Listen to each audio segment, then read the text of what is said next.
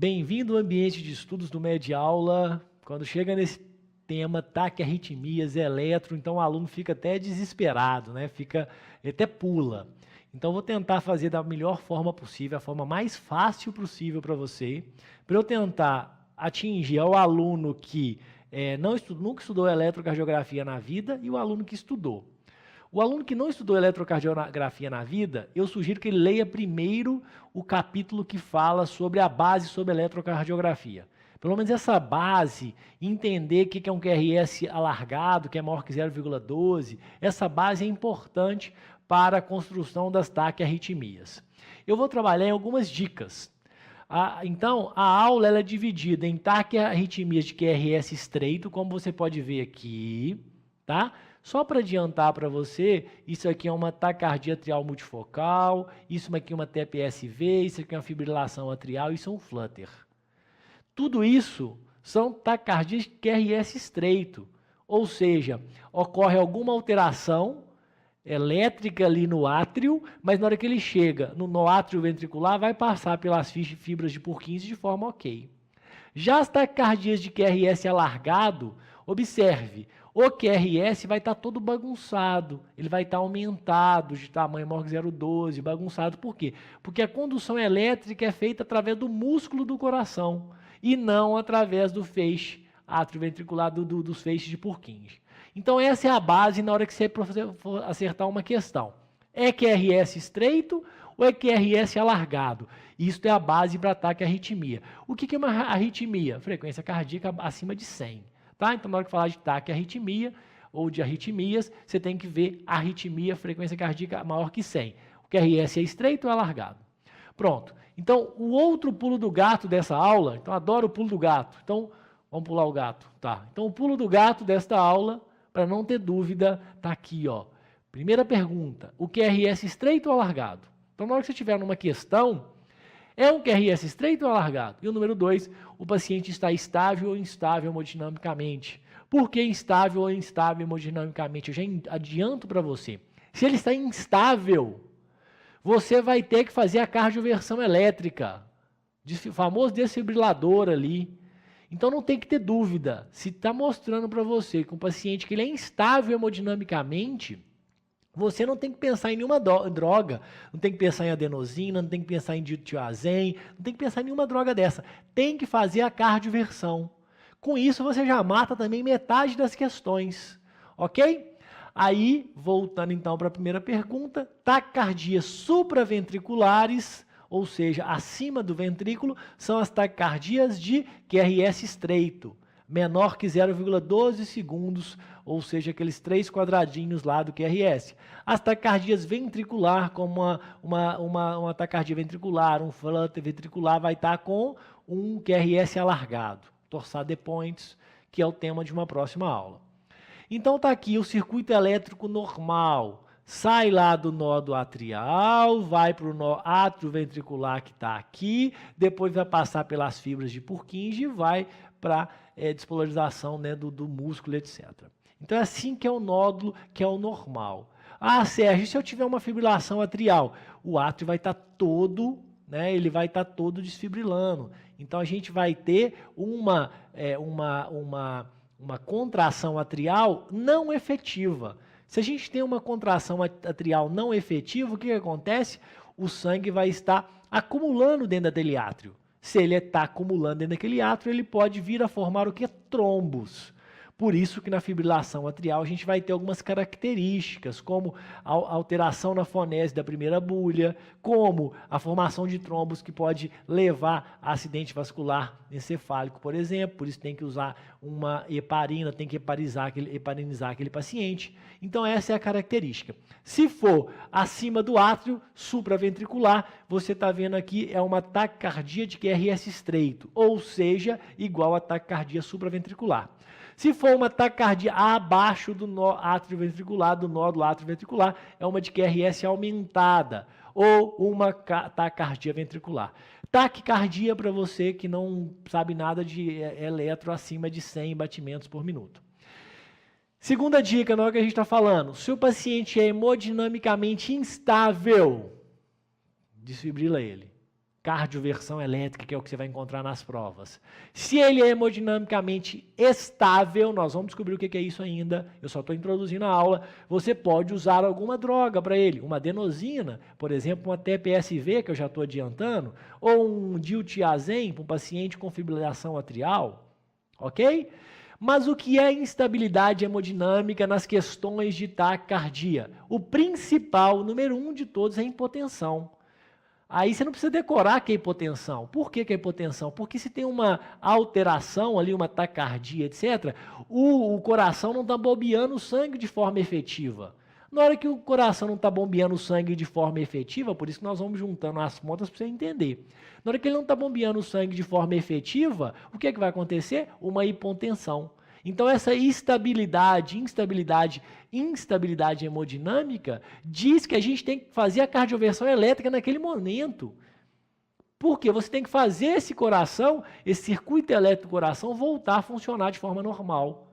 Claro, se está tendo hipotensão, se não está bombeando o sangue de forma efetiva, vai ter alteração de nível de consciência, vai ter dispneia, pode ter dor pré-cordial. Mas o mais importante que as provas vão tocar para você é a hipotensão, vai colocar uma pressão arterial média baixa, uma pressão sistólica baixa. Isto é o número 1, você não tem que ter dúvida. Olha uma questão aqui, só um enunciado para exemplificar. Lactente, 3 meses, chega a emergência, pálido, pouco responsivo, cianose labial, exame físico, frequência respiratória de 68, com uma PA de 40/20. Esse paciente está instável hemodinamicamente? Essa questão a gente vai ver lá ao longo da aula, ela vai falar de uma certa taquiarritmia.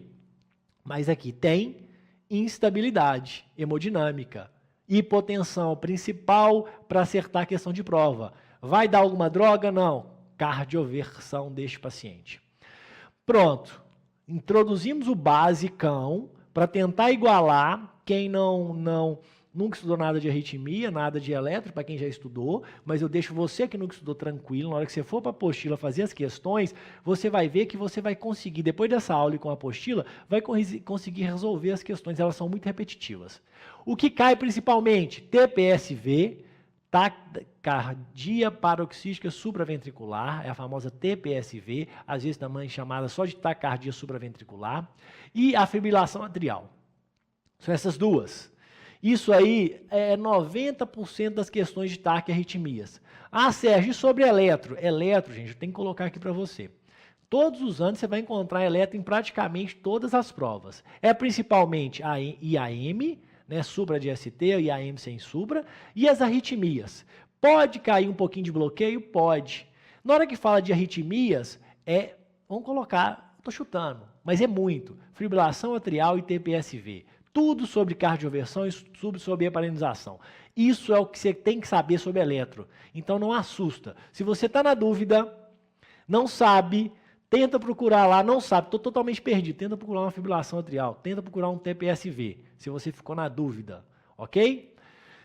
Essa é uma taquicardia sinusal, é aquela taquicardia que acontece pelo exercício, pela febre, né? Então tem o que a gente chama de, a gente tem uma onda P precedendo um QRS com uma onda T. Então é a frequência cardioelétrica habitual, ok? Então você vai ver sempre aqui, ó, no verdinho, uma onda P, um QRS, uma onda T.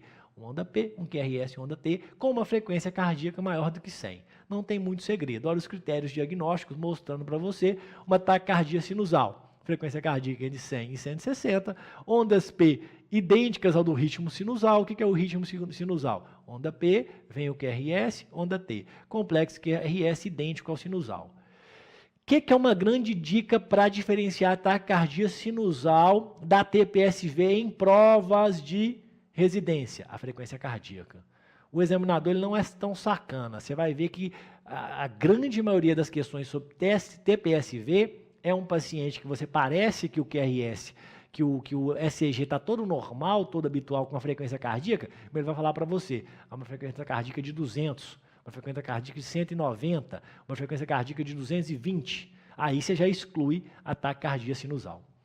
E mais se o ECG apresentar uma onda P diferente, porque a gente estava falando do sinusal. Se apresentar uma onda P diferente, a gente tem duas. A taquicardia atrial multifocal, porque tem múltiplos focos tá? Na sinusal, vai sair do nosso sino atrial lá em cima do coração. A atrial multifocal são múltiplos focos que estão no átrio, estão indo para o nó átrio ventricular. Por isso que ela tem formatos diferentes de onda P. Já a TPSV, você vai ver que é um circuito de reentrada. Tem uma reentrada, nós vamos discutir o que é reentrada ainda. Então, são ondas P diferentes da habitual. Essa é uma taquicardia atrial multifocal. Observe que a gente tem várias ondas P em pontos diferentes do QRS. Ah, Sérgio, se perguntar que é um ritmo sinusal? Não. O ritmo sinusal é o ritmo bonitinho, que é uma onda P, um QRS e uma onda T. Sérgio, aqui tem um QRS estreito? Tem. Está nas taquicardias, então, acima do nó ventricular. Está lá o problema no átrio, colocando o sino popular para você. Só que aqui tem múltiplos focos atriais. Tem várias ondas P de morfologia diferente. Então, isso é uma taquicardia atrial multifocal. Não é muito cobrado em prova para você. Se você quiser passar uma borracha nela, você pode passar, mas eu tinha que exemplificar. Olha as características. Então, hiperautomatismo do miocárdio, alterações nos intervalos PR, RR e PR. Por isso, né, PP, RR e PR, por isso que não é ritmo sinusal, não é ritmo regular, são termos que são utilizados. Múltiplas onda P com no mínimo 3 morfologias diferentes, porque está vindo de vários pontos do átrio, frequência cardíaca entre 100 e 200. Isso é uma taquicardia atrial multifocal, são múltiplos focos no átrio. Olha a questão de 2016. Homem, 76 anos, foi admitido no serviço de emergência com queixa de taquicardia, de palpitações taquicárdicas, e refere ser portador de insuficiência cardíaca. Foi realizado o eletrocardiograma mostrado a seguir. Olha o eletrocardiograma, gente. Aí você fica nessa dúvida. Primeira coisa que você vai, na hora que você for bater nesse eletrocardiograma, esse eletrocardiograma tem um QRS estreito ou tem um QRS menor que 0,12, um QRS maior que 0,12? A gente já dá para ver batendo que é um QRS que ele é estreito. Aí você vai ver aqui, ó, na hora que você conta, 2 quadradinhos e meio, ou seja, na hora que você vê isso do quadradinho, vai estar lá na apostila, falando para você, você vai ver que a frequência cardíaca está aumentando. Tem uma taquicardia nesse paciente. Aí vem aqui para você, é uma fibrilação atrial? Nós vamos estudar fibrilação atrial. Não é fibrilação atrial. Por que que não é fibrilação atrial? Porque a fibrilação atrial tem um intervalo entre as ondas R maior, né, diferente, a alternância de intervalo, e a gente não tem onda P, porque o átrio está fibrilando. É uma taquicardia sinusal? A gente já corta, por quê? Olha eu marcando de vermelhinho. Tem várias ondas P de morfologia diferente em vários pontos do QRS. Então, não é a sinusal, ok? Taquicardia atrial multifocal, e aí que é a dica. Você vê uma questão muito rara. É o paciente com uso de digoxina. Ele pode levar a taquicardia atrial multifocal. Então, tinha o eletro e também tinha a ICC, que deu a dica para a gente. Então, a resposta é taquicardia atrial multifocal com o nível sérico de digoxina. Então, questão rara, mas cai. Por isso que eu falei um pouquinho. Mas se quiser apagar, apaga. TPSV, taquicardia paroxística, se a paroxística é de repente, ok? Vem de repente. Supraventricular. Ela pode ser dividida em por reentrada nodal, que é a mais cobrada, é a que eu vou discutir aqui com vocês hoje, e por reentrada por via acessória, que tem na apostila que fala da síndrome de Wolff-Parkinson-White. Eu não vou discutir ela hoje, ela é rara, está lá na apostila. O que eu preciso mostrar para você é por reentrada nodal. A por reentrada nodal é que ela é mais cobrada na prova quando fala de TPSV. Beleza, então tá aqui, ó, de diferente. Observe que tem lá em cima o nó sinoatrial e se observa que tem 2 caminhos, ó. Tem o primeiro caminho que é o habitual e foi criado um segundo caminho aqui, ó. Na hora que foi criado esse segundo caminho, aí que é a reentrada nodal, que eles falam de via lenta, via rápida, que não me preocupa para você aqui agora. Você não tem que decorar que tem essa via lenta ou via rápida. O que você tem que saber que eles chamam também de trave, né? Taquicardia por reentrada nodal, isso que você tem que olhar é que é uma TPSV por reentrada nodal. O que eu preciso saber? Olha aqui, ó. tem um pseudo R e um pseudo S. Ah, Sérgio, eu não quero saber o que é pseudo S, o que é pseudo R. Por quê, gente? Isso aqui é uma onda P, na verdade, mas está chamando de pseudo S e pseudo R. Sérgio, eu não quero entrar neste ponto. Ótimo, também acho que você não tem que entrar nesse ponto. O que vai te fazer acertar esse tipo de questão? Está aqui mostrando para você. O examinador vai colocar na prova para você, normalmente, que é um paciente que veio subitamente, de repente, com uma taquicardia. Com a frequência cardíaca, apesar de ter colocado ali nos critérios diagnósticos 120 a 240, ele não vai te sacanear. É uma frequência cardíaca que ele vai colocar na casa de 180, 200, 220, com início e término súbito. E vai ter um intervalo RR regular, que vai te fazer diferenciar isso da fibrilação atrial, e um complexo QRS estreito, com uma ausência de onda P habitual.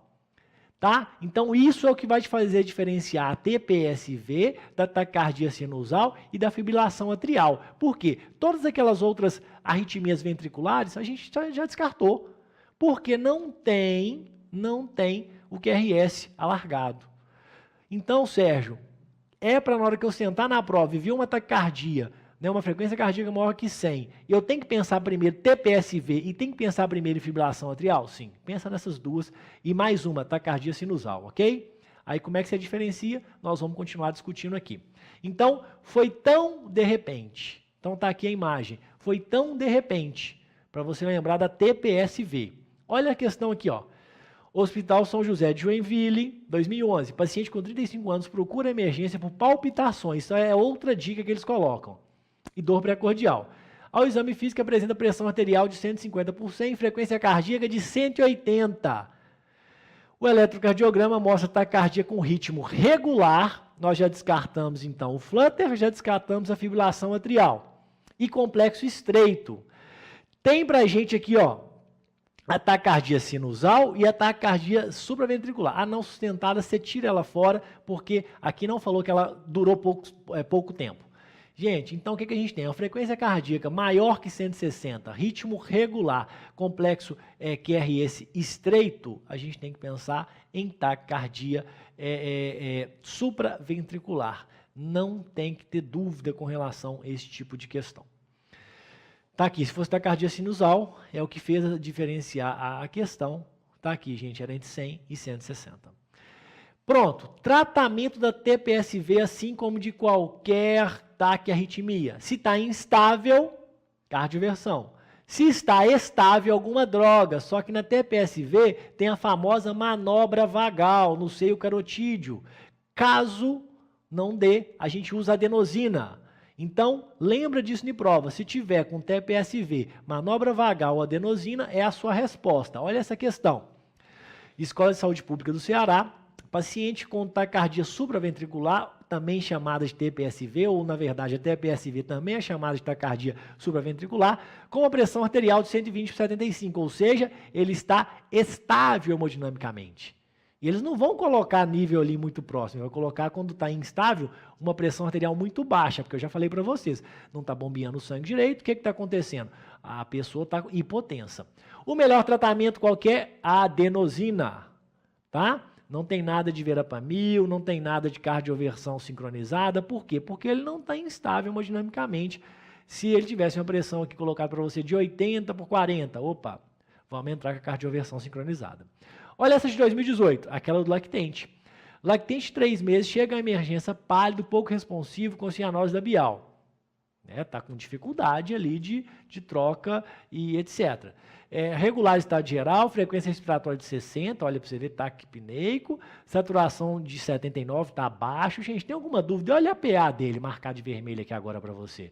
Pressão arterial de 40 por 20, gente. Esse paciente está estável? Não, ele está instável hemodinamicamente. Colocou para você lá, frequência cardíaca muito alta, QRS estreito, dificuldade de visualização de onda P, ritmo regular. Gente, o que é isso? Taquicardia supraventricular. Vai fazer adenosina aqui? Vai fazer manobra vagal? Não. Aqui é cardioversão sincronizada. O paciente está hipotenso, o coração dele não está bombeando bem, não tem que ficar testando a adenosina. É cardioversão na hora. Desfibrilador nele, ok? Para você ver a diferença. Sérgio, matamos essas primeiros. que tem onda P, e aí vem a pergunta, não encontrei onda P, um RR irregular, não encontra onda P, o que é? Fibrilação atrial. Este realmente é o grande pulo do gato para as taquiarritmias. Aqui cai a grande maioria, tá? A fibrilação atrial. Então, olha para você ver, é uma onda R com espaço RR que não é regular, ele é irregular, a ausência de onda P. Você não está vendo onda P, tá? Isso aqui são tremores ali, porque o átrio está fibrilando, às vezes chamado de onda F, tá? Então, é um RR irregular. Então, o ritmo sinusal normal, ela sai do nódo atrioventricular. Lembra que a TPSV, por reentrada nodal, tem um outro caminhozinho aqui.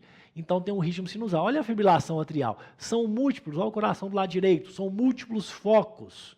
Tá tudo fibrilando. Tá tudo fibrilando. Então, a onda R, ela vai estar irregular.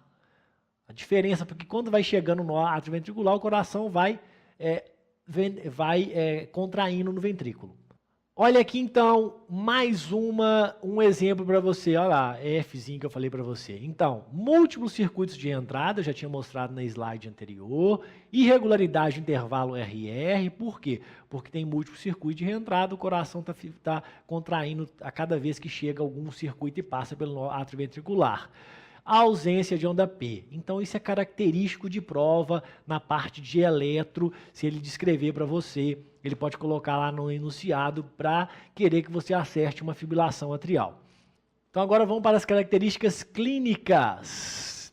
Então, o pulso venoso, a gente sabe que no pulso venoso, a onda A, lá da semiologia, quinto período, a onda A é o que? Representa a contração atrial. Quando tem uma fibrilação, eu já expliquei para vocês. O átrio está lá assim, ó. Ele não tá contraindo, ele está fibrilando. Então, a gente vai ter o quê? A ausência de onda A no pulso venoso. Se o átrio está todo contraindo, também a frequência cardíaca do pré-córdio está irregular e maior que a do pulso radial. Por quê? Está tudo contraindo de forma irregular. O átrio não está nem contraindo e o ventrículo, cada vez que os impulsos estão passando, ele está contraindo de forma irregular, porque as ondas R do complexo QRS representam a contração ventricular. Então, você não tem que decorar, você tem que entender. E olha aqui, vamos escutar esse áudio aqui para você. O que acontece nesse áudio?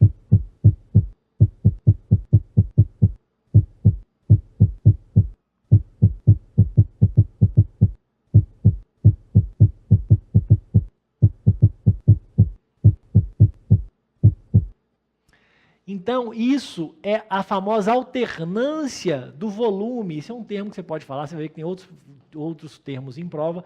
A alternância da fonese da primeira bolha, da primeira bulha. Tá? Então, a alternância da fonese da primeira bulha. Por que tem essa alternância? Porque o ventrículo está bombeando uma vez mais rápido, outra mais próximo, as ondas R não estão, o QRS não está com irregularidade. Então, dá uma alternância da fonese. Olha essa questão aqui, ó, Hospital Militar de Minas Gerais. Marque a alternativa correta. É característica da fibrilação atrial, variação da fonese ou variação da intensidade da primeira bulha. Por que disso? Não precisa decorar. Mesma coisa, o átrio não está contraindo, ele está todo fibrilando, só que está vindo os impulsos. Na hora que passa do nó átrio ventricular, faz o ventrículo contrair. Por isso que o ventrículo contrai uma hora próxima, uma hora dá um espaço maior, porque toda hora está chegando. Só que tem hora que chega impulso que não passa para fazer contrair o ventrículo. Mesma coisa da TPSV. Instável hemodinamicamente, principalmente hipotensão, vai para cardioversão. Estável aqui tem diferença. Por quê? Porque aqui o átrio ele está fibrilando, o sangue está parado, o que acontece? Se o tempo é maior do que 48 horas, você pode fazer um diltiazem, por exemplo. Se o tempo é menor do que 48 horas, você pode fazer, neste caso, a cardioversão. Só que aqui você tem que fazer a heparina, tem que heparinizar esse paciente na FA, diferente das questões de TPSV. Vamos para essa aqui, ó. 2010, um paciente chega à emergência com uma fibrilação atrial de data indeterminada. Então, a gente já sabe que é maior do que 48 horas. Uma frequência ventricular de 146. você marcaria, se é maior que 48 horas, quando você viu no meu último slide de dicas, você faria um diltiazem. Só que olha a PA dele. Ele está estável, ele está instável hemodinamicamente. Não importa a data, está instável hemodinamicamente, é cardioversão elétrica. Olha aqui de novo para você. Instável hemodinamicamente, eu falei para vocês, o principal é hipotensão, cardioversão elétrica. Porque senão você erraria aqui, ó. Maior que 48 horas, fui lá para o diltiazem, não. Ele está instável hemodinamicamente. Olha essa outra de 2018. Uma paciente de 26 anos procurou emergência com queixas de palpitações, dispneus e esforços. Iniciada há 3 dias, ou seja, maior que 48 horas. Ao exame apresenta-se eupneica consciente orientada, com turgência jugular, estertores finos e bases pulmonares. Ritmo cardíaco regular. Isto é dica para fibrilação atrial. Se fosse TPSV, era ritmo cardíaco regular. Frequência cardíaca de 120. Sopro diastólico, ictus corte. Pressão arterial, então, gente, não está com instabilidade hemodinâmica. É maior de 48 horas, vai para o diltiazem. Ok? Não tem que ter dúvida com relação a esse ponto. Mas o que tem de diferente FA com relação a TPSV, com relação... Lembra disso, instável, pensou em arritmia, está instável, cardioversão. Está estável, você pode pensar em droga. Só que aqui, a gente tem que heparinizar. Na FA tem que heparinizar. Por que tem que heparinizar na FA? Porque o átrio, ele está todo ali parado, ele está fibrilando. Tá? O sangue está parado, vai formar trombo. Pode ter um AVE, um acidente vascular encefálico. Então, a diferença é essa, ó. Na hora que você vai para estável hemodinamicamente, tem que heparinizar todos. Algumas questões você vai ver que eles falam do Chadvask, né? Que é um critério para heparinização. Você não vai errar por causa disso, mas normalmente utiliza o Chadvask para pacientes instáveis hemodinamicamente antes de fazer a cardioversão. Então, esse é um critério. Normalmente, na hora que eles pegam o critério de Chadvask, que está lá na apostila, eles olham principalmente se o paciente tem uma história prévia de AVE, que já dá 2 pontos, como você pode observar no 5. Por quê? Todo paciente com história acima de 2, você tem que heparinizar, ok? Mas, Sérgio, eu preciso decorar normalmente essa tabela de Chadvask?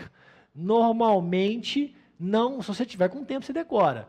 Você tem que lembrar só disso, principalmente o AVE, ok? Vamos lá. Paciente de 62 anos, entrada no serviço de emergente referente à sensação de palpitações há 1 semana. Piora após a realização do esforço. Então, a gente já viu que tem mais de 48 horas. Ao exame, apresenta-se consciente, orientado, eupneico, ritmo cardíaco irregular, pressão arterial de 140 por 80. Então, está com, a gente acabou de ver, ela está com estável hemodinamicamente. Uma hora que mostra aqui para você, olha aqui, ó, o RR é irregular entre um e outro. O que nós temos que fazer, gente? Maior que 48 horas. Controle da frequência cardíaca. Qual a medicação? Diltiazem. Então, você pode usar esse termo, controle da frequência cardíaca. É maior que 48 horas, tem 1 semana. Precisa de fazer cardioversão? Não. Anticoagulação, nesses casos, eu falei em todos, 3 a 4 semanas seguidos, aí depois que você fez o controle da frequência cardíaca, aí sim, pode fazer a cardioversão elétrica. Mais uma, 2018, mulher 75 anos, procura atendimento médico por palpitações há 1 ano. Antecedentes pessoais, hipertensa, diabética de longa data, acidente vascular encefálico. Se tem acidente vascular, né, um paciente, olha aqui, ó, isso aqui é fibrilação atrial. Você está vendo onda P? Não está. O intervalo RR está irregular. Isso é fibrilação atrial. Além disso, olha lá, tem hipertensão, tem diabetes. Essa paciente tem que fazer a anticoagulação nela. Ok? Olha como o RR, na hora que você traça lá, você vai marcar e vai fazer a medidinha. O RR está irregular, não tem onda P, isso é fibrilação atrial. A conduta inicial é varfarina. Paciente, além disso, se você quisesse só acertar pelo tempo, ela tem mais de 1 ano que ela está com essa fibrilação, ok? Mas se você fosse para o Chadvask, eu coloquei lá para você o de verde, acima de 75 anos é ponto, acidente vascular já é 2 pontos, hipertensão é ponto, diabetes é ponto, você tem que ter só maior que 2 pontos.